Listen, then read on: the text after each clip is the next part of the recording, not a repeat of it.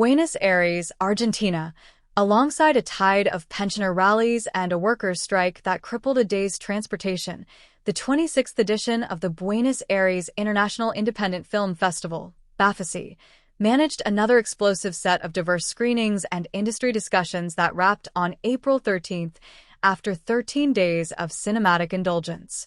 An awards ceremony, held at La Boca's Usina del Arte Saturday evening, ushered in the final day of the buoyant affair, Laura Casabe's The Virgin of the Quarry Lake. Under the Flags, The Sun from Juanjo Pereira and Tomás Terzano's latest short The Banner, El Banner, taking top plaudits. The meticulously curated program coaxed throngs of cinephiles to 6 arthouse and mainstream venues nestled in the heart of the city's theater district, Teatro San Martin, acting as the events industry hub.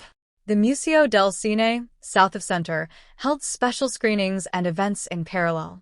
298 films from 44 countries were on offer this year, 116 of these titles from Argentina. This year we had more than 100,000 attendees. Bafici continues to establish itself as one of the city's main cultural meeting points, where the accessibility and quality of activities remain fundamental pillars of its success.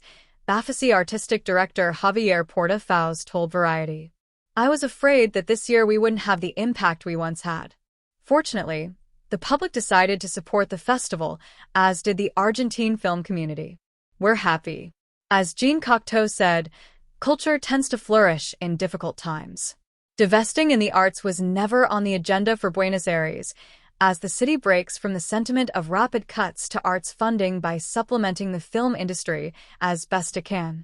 Not only focused on bringing prestigious talents to the circuit, the fest ensures the event is accessible, a ticket costing less than half the price of the popcorn and soda combo you'll find at the concession stand. Making the festival accessible to the public is a major achievement that reflects a firm commitment to democratizing culture. This goal is achieved through a successful collaboration between the public and private sectors. Although part of the funding comes from the Buenos Aires city government, we also have the support of companies, institutions, and embassies, which contribute significant resources, Porta Faus remarked. Over the years, the festival's undergone various changes without losing its identity, while also gaining prestige, he added.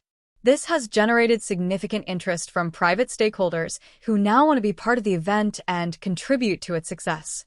This support not only covers the festival's operating costs, but also fosters greater diversification of activities and programming, thus enriching the experience for attendees.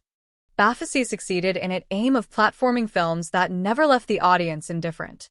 Titles ranged from the arthouse extreme, showcased in Alexander Rockwell's unlikely buddy film Lump and Spain's Goya-nominated Berlinale darling Ion de Sosa's provocative Mamantula, to the avant-garde with Bomba Bernal from Kovn and The Suit from Heinz Emigols. Narratives further tackled mortality with Manuela Irene's nostalgic The Monster of Zabalba and Carney Hayman's droll road trip feature, Tom's Second Suicide, while making room for searing social satire through Radu Jude's condemnation of capital rot, Continental 25 and Julie Delpy's affecting refugee comedy, Les Barbares, and showcasing a bit of fantasy, as seen in Locarno Open Doors' Alam Yashira Jordan's Diamond, latest short Dragon, which screened to a heaving crowd, offering a cinematically textured glimpse of quotidian Bolivia, the backdrop to a story centering on vigilante justice and adolescent distraction.